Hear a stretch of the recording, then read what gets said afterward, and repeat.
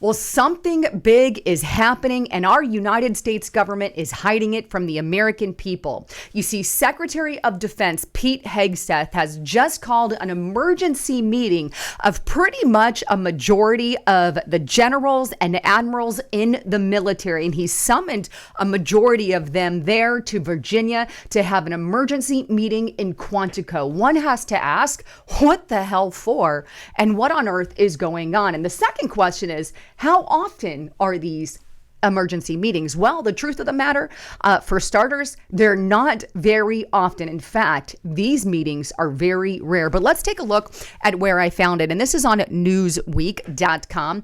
Pete Hegseth summons hundreds of its U.S. military officials to Quantico. Defense Secretary Pete Hegseth has ordered hundreds of the nation's top military officers to assemble at Marine Corps Base in Northern Virginia next week for an unscheduled meeting, an unusual move that has raised questions inside the Pentagon. The gathering, scheduled for Tuesday at Quantico, will bring together generals and admirals of 1-star rank or higher, along with senior advisors, according to two people familiar with the matter who spoke to the AP. The directive did not include a reason for the meeting. The people who described the move as extraordinary were not authorized to speak publicly and requested anonymity. VP J.D. Vance said on Thursday the gathering is not particularly unusual. Now, across the service, roughly about 800 generals and admirals hold positions of authority, commanding troops around the globe in multiple time zones. Now, those within the U.S. military overseas have reportedly expressed concerns about the sudden call back home, with some having to travel thousands of miles on short notice without explanation, rather than using secure video or phone lines to meet. One has to ask, why? If this can be done over a video call, why do people overseas have to come in? Because something big is going on. Now, it goes on. Newsweek, well, let me start back here. A retired military colonel and senior advisor to the Center for Strategic and International Studies told Newsweek that there are frequent meetings of general officers, but the reported scale of the meeting like this was unprecedented. So this is not normally something that happens. It is rare. It has been widely reported that this strategy will emphasize Homeland security, and Hegseth may want to express that directly to his commanders, right? So that's what they're being told from a source, is it has to deal with Homeland security in the homeland.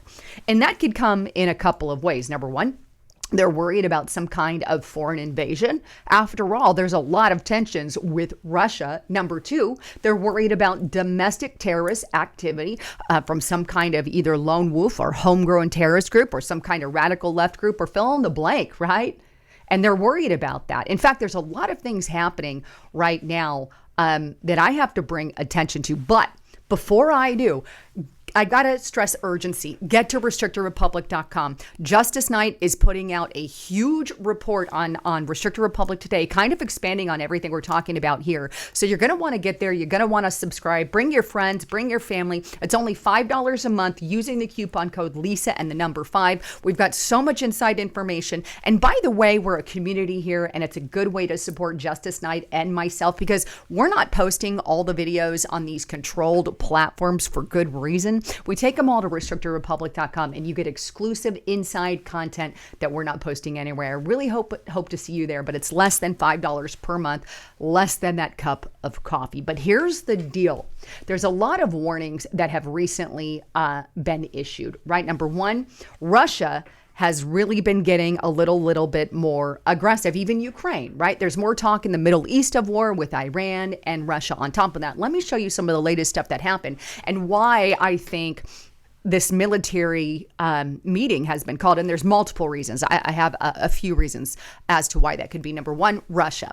NATO has already declared real war on Russia through Ukraine. Lavrov says, right? Russia Foreign Minister Sergei Lavrov addressed a meeting at the G20 foreign ministers on the sidelines of the UN General Assembly meeting in New York on Thursday. And he unleashed going after NATO and the EU for declaring war on Russia through Ukraine. That's a threat. His remarks came on the heels of a NATO warning it is prepared to defend every inch of Allied territory after Estonia said that Russia fighter jets had violated its airspace last week.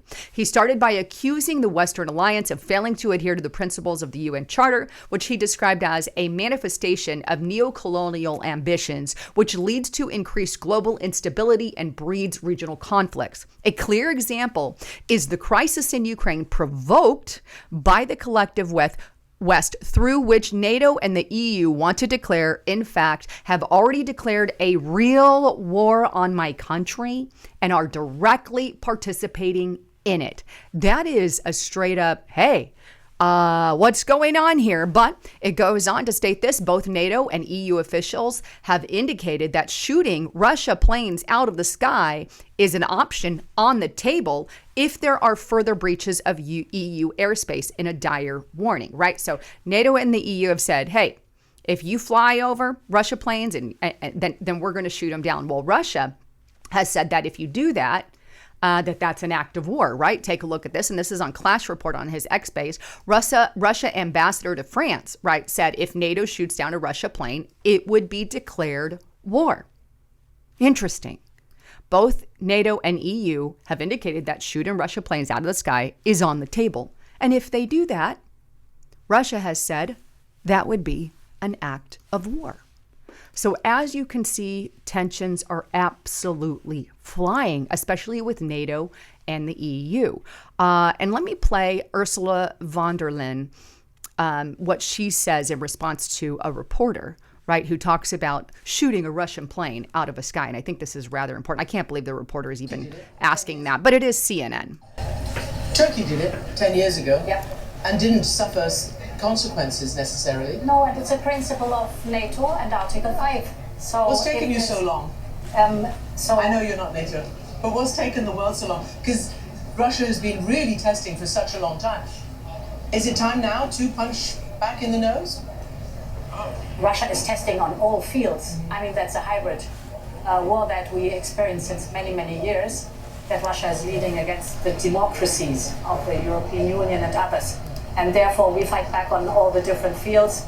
And as I said, it's a decision of NATO, but I would be very clear, you don't touch our territory. And you were a former defense minister, I remember. So there you go. You don't touch our territory. And by the way, when she's talking about Turkey shot down a jet 10 years ago, Russia did nothing, right? So that's what she's referencing there. Tensions are arising, folks. And guess what just happened here in the United States? Take a look at this. And this is on CBS News. U.S. fighter jets scrambled to intercept a Russia warplane that was near Alaska. So here we have these warplanes flying really close to the United States and Alaska border, right? So here's where the jets, you can kind of read it and pause, but they came really close, kind of on the line. Nobody obviously shot it down, but they were in international airspace, right? But really on the edge. NORAD said Russia military activity in that area is common, and it's not considered a threat, but it was the latest in a series of flights by Russian aircraft seen by many as testing the preparedness of the U.S., which is actually what I believe it is. Hey, let's see how close we can go to Alaska to find out how much time we have before the Americans respond. That's literally what is going on here. And by the way, there's some action happening in Denmark that they're claiming could be Russia. That information has not come out yet, but Denmark alerts NATO after mysterious drones disrupt their airports. They're calling it some kind of alleged Russia-backed hybrid attack on their infrastructure. Now, I show you that because there have been similar things-ish happening right here in the United States of America very recently. Now, I'm not saying these are attributed to Russia or not. It could be domestic as well, and I'm going to get into that. But take a look at what Laura Loomer just dropped on her X page. She says there's a power outage at the Grand Central Station in New York City right now. I looked it up. Here it is. Sure as everything, there is an outage at the Grand Central Station. Grand Central power outage creates total blackout in terminal's main hall. And this is on Fox 5. And this just came out today, February 26th. But she goes on. This comes on the heels of or after 911 fibers were cut in Mississippi and Louisiana today. And fiber and fiber cables at the Dallas airport were also disrupted on Friday, which caused delays and cancellation for thousands of flights. This is no coincidence. You have cables cut in Mississippi, Louisiana, and the Dallas airport, and the outing at the Central Station. Look, let's put math together. This isn't a coincidence. All of it happening at once. And remember the warnings given to us by our United States government. I'll get back into that. But she says, are bad foreign actors from China, Qatar, Russia, Iran, or, Al-Qaeda trying to do some kind of dry run or sabotage on the electrical grid? It's a good question to see how long emergency response takes. I mean, hello? Are they planning to attack our U.S. citizens? Maybe this is another reason for why they have the emergency meeting. Maybe because we have already gotten word that Al-Qaeda is potentially planning attacks on U.S. soil. Ergo this. I shared this a few times on my channel. Hopefully you watch it over at Restricted Republic or here. But Al-Qaeda recent calls to conduct attacks in the U.S., right? So they have increased the threat environment. This warning went out to state, local, tribal, territorial, the private sector, first responders. They were all alerted to this. And what is this in a nutshell? Al-Qaeda basically saying, hey, we're telling our people to go out there, these radicals to go out there and commit violence in the United States of America and explosive firearms, knives, ramming of vehicles, the whole 9 yards, and even go after our representatives. And so Laura Loomer and myself, rightly so, hey, is something being planned here that we don't know about? Something is very wrong. This is clearly pre-planning for something much larger. There's no way that all of this random stuff just happens in one day, mind you, 3 of them in one day. Blackout and sabotage of emergency service lines after the recent discovery of the SMI servers and all of that, which thankfully they got, are these dry runs for a much larger attack. And that surely is the question. And then let's just add a little bit more fuel to the fire, because I'm putting all my reports together this week, right? There's also this, right? I reported on this yesterday. Fox 5, security titans near White House ahead of high-profile visit. As you know, they've put up anti-scale fencing around the White House. Now, I do believe that was done because Netanyahu is coming for a visit, right? He's already here. He addressed the UN already. And now he is, going to visit Donald Trump at the White House. So they normally put up scale fencing for that. But I think the fencing has multiple reasons. If you consider, we've got the alert from the United States government regarding Al-Qaeda. We got tensions flying with Russia. We've got a security fence going up. And then to add a little more fuel to why I think they're also having this emergency meeting, it could be all of it, folks, could be all of it. But Donald Trump, as you know, has declared Antifa a terrorist organization, right? And not only them, but he is also going after all the left-wing groups, anyone, don't left or what, that is funding these kinds of organizations. Take a look. And you guys know this already, USA Today, Trump signs memorandum targeting left-wing groups there who are encouraging violent uprisings, right? AKA the George Soros of the world. And see, as a result of that, I think he's pissed off some people, like George Soros. Bill Gates has already backed out of funding some of these really radical groups, but George Soros seems to still have his hand in the pot. Maybe this emergency meeting is also addressing some of the domestic terrorism that we're seeing here in the U.S. And it's unthinkable. But here, the Justice Department, and this is on the New York Times, by the way, Justice Department officially pushes prosecutions to investigate George Soros Foundation. I bet this hurt the New York Times to report it because they love little Mr. George Soros. At least their way that they talk about him shows that. But it goes on to state, a senior Justice Department official has instructed more than half a dozen U.S. attorney offices to draft plans to investigate a group funded by Soros, the billionaire Democrat donor who Trump has demanded to be thrown in jail. And only because he has been committing criminal activity, like trying to overthrow countries with agendas and ideas. Here's the deal. Let me read this and then I'll get it. The official directive, a copy of which was viewed by the New York Times, goes as far to list possible charges for prosecutors and what they could file, ranging from arson to material support there of these activities. So here's the deal. A lot of people say George Soros is banned in countries. He's not banned in countries. That's fake news. But what is his organizations and the things, his organizations are banned in a couple of countries, but not here in the United States of America. And I think Donald Trump is finally starting to catch on to that. But remember, when you fight these demons, they're rich, they're big, and they're powerful, and they're going to come back with something. In fact, open society is already all over the internet, right? This is George Soros's baby coming and saying, oh no, the Trump administration is lying. Open society unequivocally condemns anything having to do with violence, and we're always peaceful and lawful and blah, blah, blah, right? We don't fund any of that.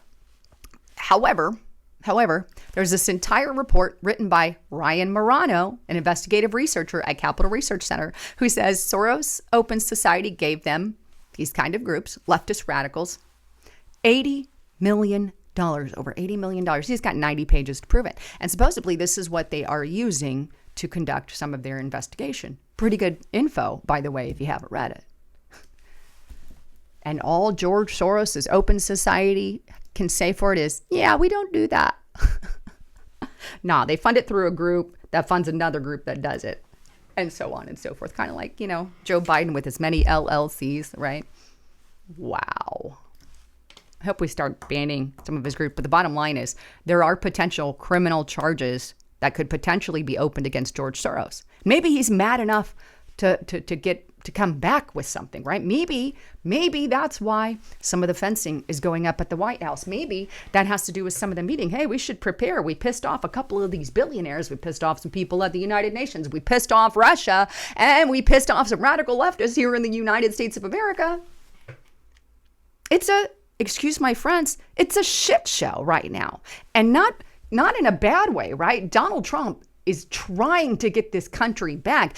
We have for years been gripped by radical leftists and radical leftist policies, and he's not trying to make it right, like a far right thing. Okay, I'm against that. I don't want it far right policies or far left. I just want to be in the middle, what we were meant to be. And if you commit a crime, no matter if you're on the right or the left, you should have to answer for that. Right? But so far, so well, the only people that get to go to jail are those on the right, pretty much a majority on the left. Yeah, we're going to let that go. This isn't fair. And for far too long, conservatives, Republicans, libertarians have been censored, blacklisted, downlisted, attacked, jailed, imprisoned here in the United States of America. And Donald Trump is up there saying, we've had enough of it. And of course, he's getting pushed back. But we've got all these red alerts, warnings, and again, I don't think this meeting or emergency meeting is anything to be worried about. Drop that. I think that it's all about putting the safety of our country at hand. And that's a good thing. If tensions are flying with Russia, let's take precautions. If there's something happening in the U.S. with these radical leftists and domestic terrorist groups, then we need to have an alert on that. We need to be prepared for it. If Netanyahu's at risk, we need to put some fencing up, right? We need to take these precautions. Anyhow, wanted to bring all of that to you. Can't wait to read your thoughts, comments, and concerns. And just again, as a quick reminder, really hope to see you at Restricted. We get personal, more personal there at Restricted Republic, but got lots of exclusive content for you to see. And I can't wait for you guys to join, quite frankly. It's really fun over there. But anyhow, I love you all. Thanks again for tuning in. I'm Lisa Haven signing out.